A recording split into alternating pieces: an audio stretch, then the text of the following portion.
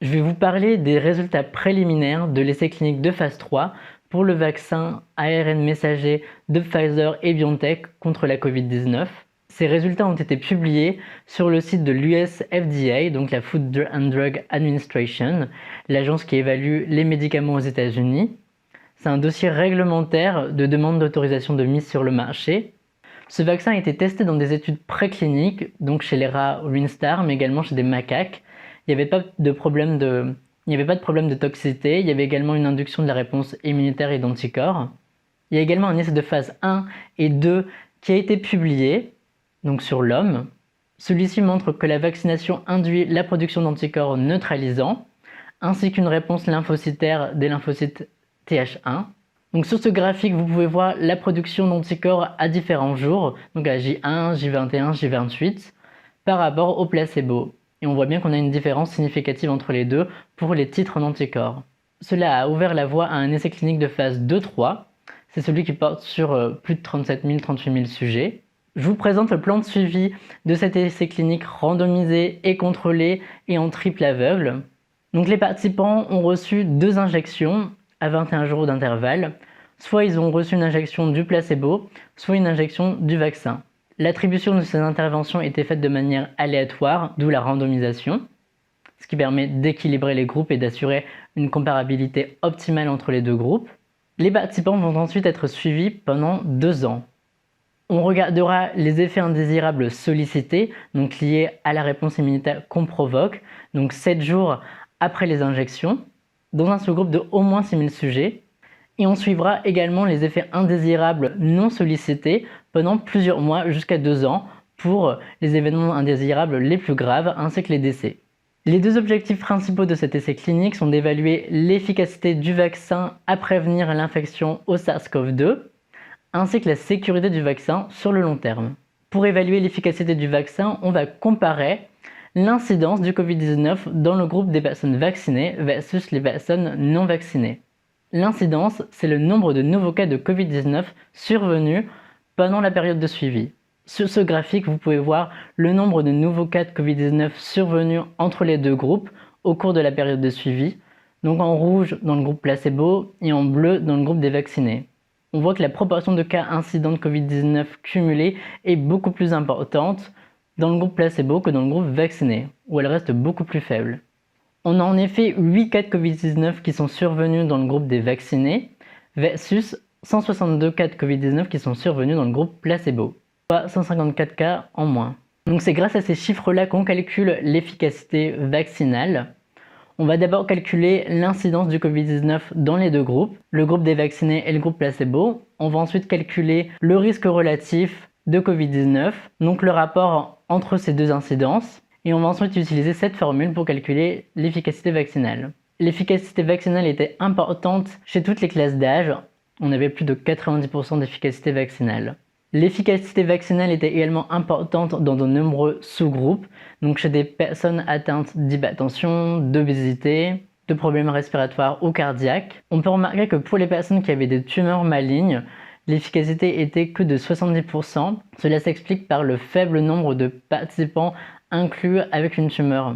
Ce chiffre va sans doute évoluer dans les mois à venir avec un suivi plus important. L'efficacité était également similaire chez les hommes et les femmes. Donc maintenant, on va s'intéresser aux effets indésirables sollicités, donc à cause de l'induction de la réponse immunitaire, 7 jours après les injections. Donc voici un graphique qui représente les effets indésirables sollicités chez les 16-55 ans, avec à gauche le vaccin et à droite le placebo pour chacune des colonnes. Donc en première ligne, vous avez les effets indésirables après la première dose et en seconde ligne, les effets indésirables pour la seconde dose. Et les couleurs des colonnes désignent la sévérité de ces symptômes. Donc en vert pour des symptômes légers, en jaune pour des symptômes modérés, en rouge pour des symptômes sérieux et en violet pour des symptômes beaucoup plus sévères, dits de grade 4. Donc on peut voir que dans la première colonne, 5-6% des participants ont eu des rougeurs versus 1% dans le groupe placebo. Dans la seconde colonne, par rapport au gonflement, 6% des participants vaccinés ont eu des gonflements au niveau du site d'injection versus 0% dans le groupe placebo. Et 78%, 83% des participants ont eu des douleurs au site d'injection versus 12-14% dans le groupe placebo. C'était principalement des événements indésirables légers et modérés. Donc ici c'est un graphique similaire mais pour les personnes âgées de plus de 55 ans. Donc on a à peu près la même chose, pas beaucoup de rougeur, pas beaucoup de gonflement mais principalement des douleurs au site d'injection liées au vaccin. Dans ce graphique on s'intéresse aux événements indésirables systémiques, donc qui portent sur tout l'organisme, comme la fièvre, la fatigue ou les maux de tête, ça c'est pas local. Donc ici chez les 16-55 ans on voit que globalement les effets indésirables systémiques sont plus importants après la seconde injection par rapport à la première dose.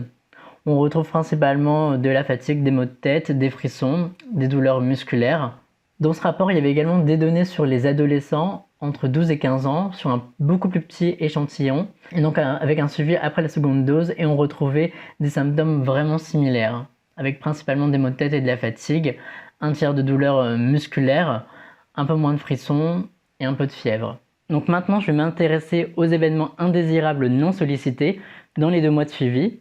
Donc cette fréquence d'événements indésirables était plutôt faible, moins de 0,5%, et sans déséquilibre significatif entre les 2 groupes. Donc ça veut dire qu'on n'avait pas de lien de causalité avec le vaccin. Les événements qui étaient plus courants dans le groupe des vaccinés étaient l'appendicite, l'infarctus aigu du myocarde et les AVC. Dans le groupe placebo, vous avez par contre eu beaucoup plus de pneumonie, de fibrillation auriculaire et de syncope. Il y a eu également quelques cas de lymphadénopathie. Il y a également eu 3 paralysies de Bell dans le groupe des vaccins par rapport à 0,4 paralysie dans le groupe placebo, observées entre la première dose et 1 mois après la seconde dose.